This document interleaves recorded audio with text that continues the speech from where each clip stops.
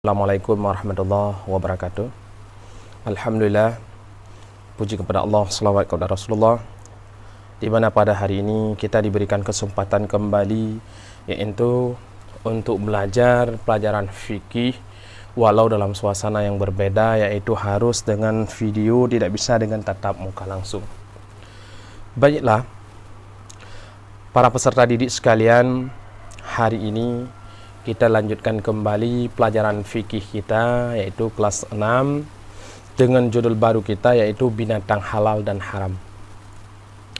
Jadi yang dimaksud dengan binatang halal adalah semua jenis binatang yang boleh dimakan oleh umat Islam menurut ketentuan agama dan membawa manfaat positif bagi tubuh manusia. Itu adalah merupakan pengertian daripada binatang halal itu sendiri. Jadi binatang halal adalah binatang yang sudah ada nas dan dalilnya atau keterangannya di mana kita bisa memakannya. Sebagaimana terdapat dalam surat Al-Maidah ayat 1 yang berbunyi uhillat lakum bahimatul an'am, yang artinya dihalalkan bagimu binatang ternak.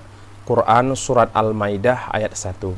Jadi dalil yang pertama menerangkan kepada kita semua yang bahwa binatang ternak adalah merupakan binatang yang sudah dihalalkan oleh Allah Ta'ala untuk kita makan, berdasarkan keterangannya terdapat dalam surat Al-Maidah ayat 1. Selanjutnya firman Allah juga, uhillat lakum saydul bahri wa ta'amuhu mata'an lakum walisayyarah.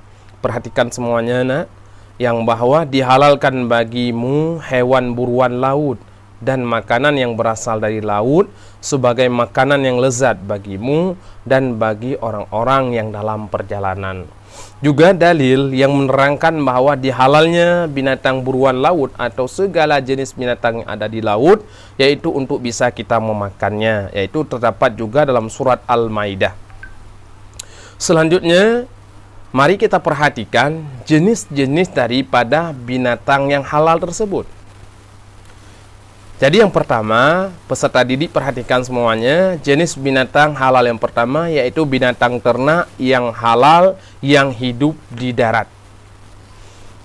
Semua jenis binatang darat yang baik dan boleh menurut syarak, maka boleh dimakan dagingnya. Contohnya seperti unta, lembu, kambing, domba, kerbau, kuda, kelinci, juga binatang-binatang lain yang semuanya itu sudah ada kehalalannya karena termasuk dalam golongan binatang halal yang ada di darat. Jadi untuk menguatkan keterangan tersebut, perhatikan kembali Quran surat Al-Maidah yang sudah kita lihat tadi, yaitu uhillat lakum bahimatul an'am. An'am tersebut adalah merupakan binatang ternak. Jadi anak-anak sekalian, peserta didik sekalian, binatang ternak yang termasuk di sini adalah unta, lembu, kambing, domba, kerbau, kuda, dan kelinci. Sekarang perhatikan gambarnya.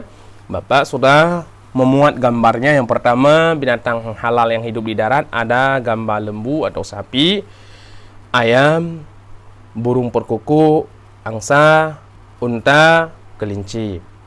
Walau nanti ayam, burung perkutut itu adalah termasuk dalam jenis unggas. Yang ke-B-nya jenis binatang yang hidup di air. Semua jenis binatang yang hidup di air, baik itu air tawar maupun air laut, hukumnya adalah halal dimakan.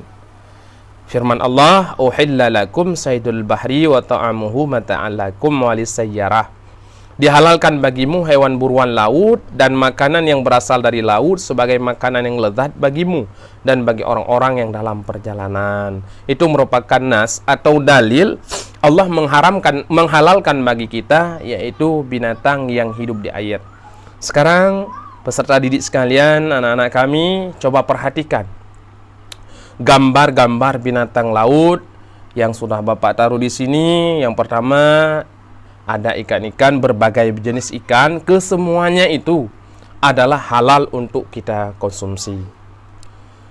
Selanjutnya binatang unggas. Unggas adalah juga dihalalkan oleh Allah Ta'ala untuk kita makan, juga termasuk daripada binatang-binatang yang halal. Contohnya misalnya ayam, angsa, bebek, puyuh, burung merpati terkukur dan lain-lain. Coba perhatikan gambarnya di sini. Bapak juga ada kasih contoh, yaitu gambar ayam, bebek, dan puyuh. Selanjutnya, Allah juga menghalalkan bagi kita yaitu bangkai ikan dan belalang. Nah, ini gambarnya bangkai ikan dan belalang. Kalau hewan-hewan yang tadi termasuk hewan yang hidup di darat, merupakan binatang ternak, unggas, itu tidak dihalalkan bangkainya kecuali dengan jalan kita sembelih. Namun kalau bangkai ikan dan belalang tidak disyariatkan bagi kita untuk menyembelihnya. Maka oleh sebab itu, apabila kita menemukan adanya bangkai ikan atau adanya juga bangkai belalang, artinya yang sudah mati, itu berarti boleh untuk kita makan. Rasulullah bersabda, "Uhillat lana maitatanil hutu wal jarad." Ini merupakan keterangan daripada Rasulullah yang menunjukkan yang bahwa dua bangkai yang boleh kita makan, yaitu bangkai ikan dan belalang. Selain daripada dua bangkai tersebut, itu tidak halal kita makan kecuali matinya karena dengan disembelih. Jadi dari uraian atau pembahasan yang sudah Bapak bahas tadi mengenai dengan binatang halal, dapatlah kita tarik kesimpulan. Coba perhatikan semuanya, para peserta didik, dapat kita ambil kesimpulannya. Yang pertama, dengan mengkonsumsi binatang yang halal dapat meningkatkan ketakwaan kita kepada Allah. Maksudnya apa? Dengan kita mengkonsumsi binatang yang halal, berarti kita sudah patuh kepada perintah Allah. Sama dengan nilai ketakwaan kita di sisi Allah ini bertambah. Yang kedua, meningkatkan rasa syukur kepada Allah.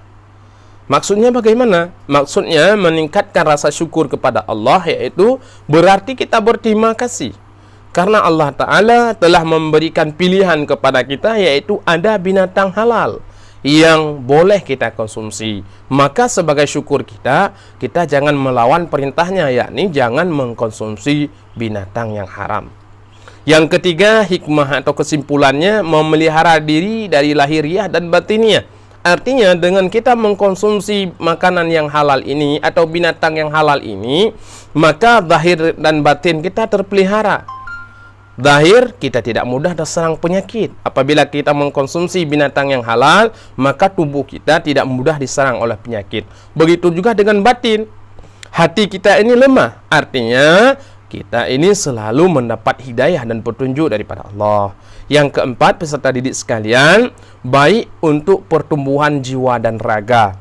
Serta yang terakhir, sebagai ujian untuk menguji keimanan manusia. Ini maksudnya apa? Untuk menguji keimanan manusia, yaitu Allah ingin menguji kita ketika ada dua pilihan. Ada binatang halal, ada binatang haram. Yang mana kita pilih?